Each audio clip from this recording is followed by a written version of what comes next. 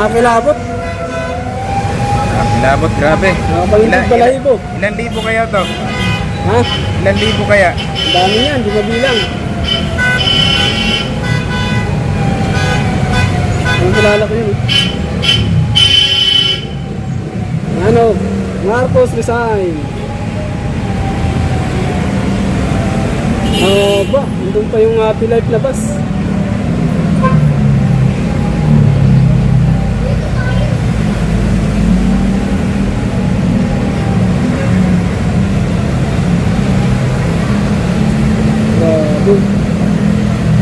Salamat din sa mga enforcer ng Quezon City. Ginagay tayo.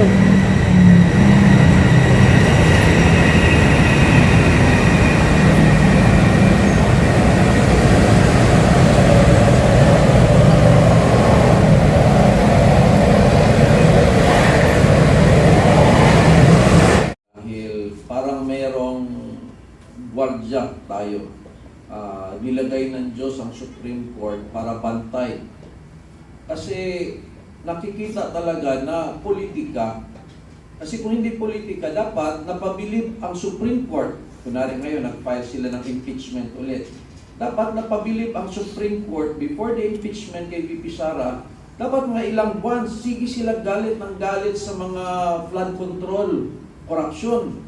Tapos iniisa-isa nila lahat sino yung mga involved doon sa mga korupsyon. Tapos pinasok nila ito ngayon kay VP Sara kasi sasabihin nila kasali si VP Sara sa another corruption issue. Siguro ang Supreme Court mabilib na talagang anti-corruption itong grupo na ito. Pero ano nangyari? Doon sa flood control, corruption, ang tahimik. Ang tahimik. No comment.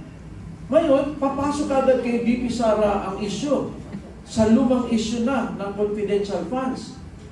Hindi po mahina ang pag-iisip ng Supreme Court. Alam nila na ito na naman po ay politika. Dapat doon pa sa flood control, maingay na kayo. So, it's not the fault of the Supreme Court kung ito po'y mataturn down naman dahil halata po siya na politika at hindi talaga based on principle as the question. Thank you, Dr. Mata. How about you po, Miss Penny? Ano nakikita nyo sa issue na to? Na, nag-iingay on some of the legislators and those others that are obviously also against the Vice President. Salamat, Carl. Sa totoo lang, just like Dr. Mata, I'm very thankful po sa naging desisyon at talagang pinag-igi talaga ng Supreme Court na tayuan at panindigan yung tama. Binantayan nila talaga to. Kasi magiging parang nakakahiya mas lalo kapag kinatigan sila ng Supreme Court. Dahil alam natin, mulat sa pool, mali. Dahil alam mo, lahat ng bagay na inumpisahan mong mali, hindi mo pwedeng tapusin ng tama. So ano ina-expect ng mga tao kapag yan ay naging tama sa pananaw ng iba? Pero umpisa pa lang, alam na lahat ng taong bayan at ng Pilipino na mali ito. Naglulukuhan tayo, ito'y parang isang sarswela. Sa totoo lang po, ginagamit nila sa pamumulitika at pansarili yung mga isyong pinaninindigan nila.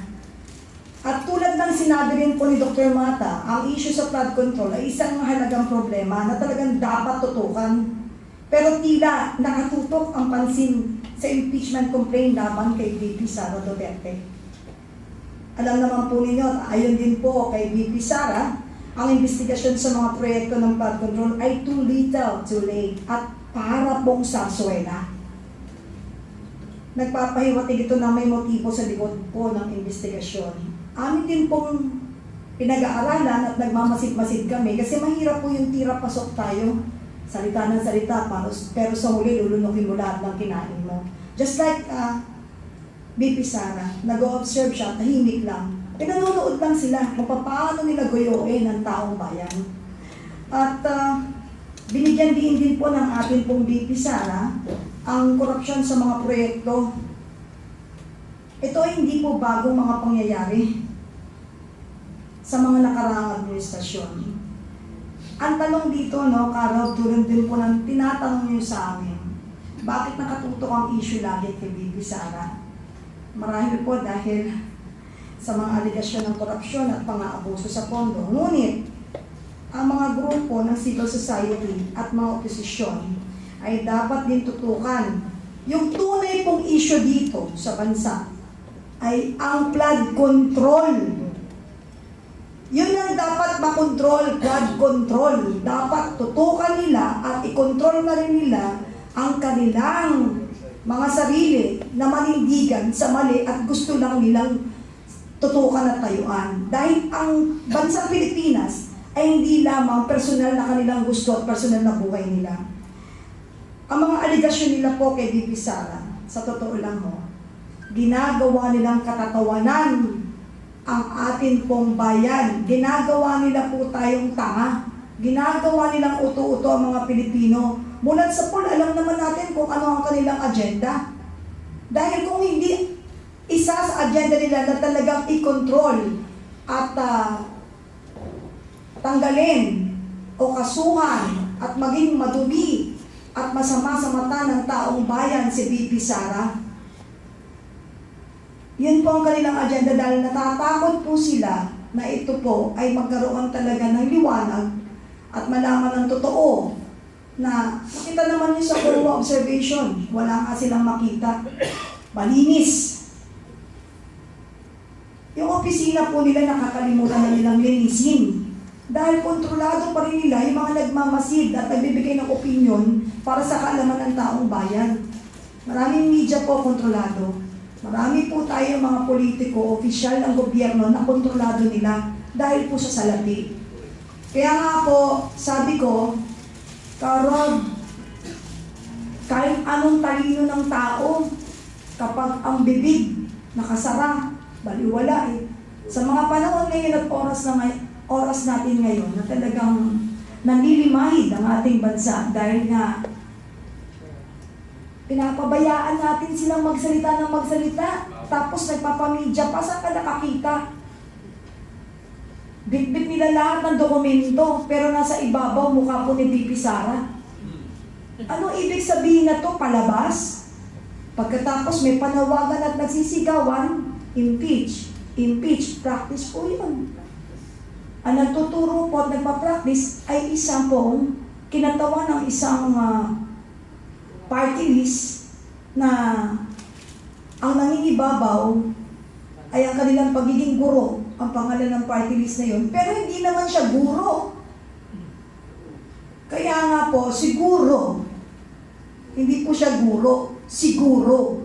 Pero lahat po ng bagay may hangganan at hindi po ninyo malilinlang ang katotohanan. Karab? Nakita niyo ba yung parang when they filed it, tapos di ba may parang kariton? Opo. Ako medyo ako din, kasi politics nga ako, di ba? Tapos at the same time, I'm looking at all of those, it's very choreographed. They all raise their fees, gaganon sila, ng thumb nila, doon sa linyang yon. Tapos kung titingnan mo yung isang babae doon, nagpipilang siya ng steps. Opo, talagang... So, but anyway, napansin ko rin po na parang ang theme ng sinasabi nila ngayon is that yung sinasabi nilang independence daw. No? This is compromising the institutional independence of Congress. So kung pagbibigyan natin ito, ano po ang possible dangers if we try to understand the institutional independence of Congress that ano yung magiging danger nito para sa demokrasya natin and accountability? Well, sa ating system of government kasi, Rob, no? Sa mga kapwa ko, estudyante ng political science at batas, there is no such thing as real independence among the three equal branches of government. They are closely working together for what? The benefit of the people. And when we talk of the benefit of the people, ano ba ang maganda para sa taong bayan? That is, make sure na ang ginagawa ng ating pamahalaan o mga opisyal ng pamahalaan ay naaayon sa ating saligang batas, naaayon sa mga umiiral ng mga batas at alituntunin. Pag sumalubong po tayo dyan, ay hindi ito mahulugan doon sa sinasabi ng ating mga mamamayang Pilipino na sila ang umakda ng ating konstitusyon. So, there is no such thing as a real complete independence of these three major departments or branches of government, executive, legislative, and the judiciary. They work closely together, they coordinate their actions to make sure that the welfare of the people would be primordial in the government action. Pero balikan natin itong issue ng corruption. Kasi pinag-aralan ko yung sequence of events for the past 2 years after the election of the President and the Vice President in 2022. Maganda pa yung samahan ng unit team for 1 year. Then, nag-umpisa ng mabuwat. Bakit po kanya? Dahil doon nag-umpisa yung massive corruption in government. Not just in public works, but even in other agencies and departments of government.